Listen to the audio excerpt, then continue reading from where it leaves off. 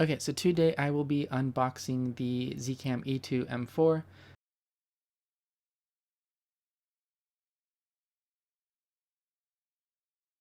And so here we have the body itself, and just right out the box, I am loving this cube body. I really like the weight to it. It's heavier than I expected. Have a little antenna that came with it for the Zcam app. We have our D-tap power cable here, as well as this other one.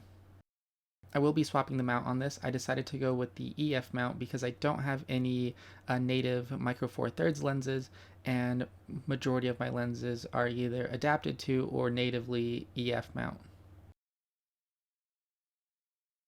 So we're opening this up here, gonna take a look. Also decided to go with the regular EF mount instead of the turbo booster because I do want to just kind of try out this camera, so I don't want to invest too much into this in case I don't end up liking it as much as I think I will. But I also want to see what my lenses that I currently own look like with the micro four thirds crop instead of having that focal reducer on there. Maybe in the future I might opt for the other one, but we'll see. So far, I'm really liking the build quality of this mount too, and it is a locking EF mount instead of the regular bayonet mount that you'll find on other cameras, so I really like that. It does give it more of a cinema camera feel to it. So here I'm going to unscrew all these. I'm going to speed this up, making sure they're all nice and loose. And then just going to pop that mount right off in a sec here. Alright.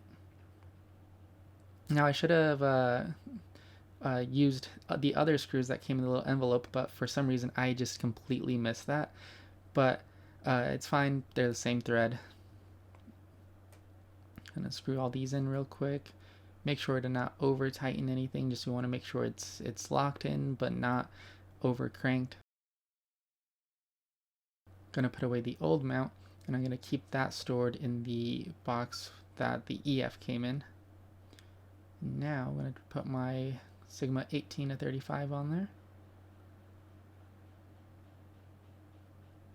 And there we go.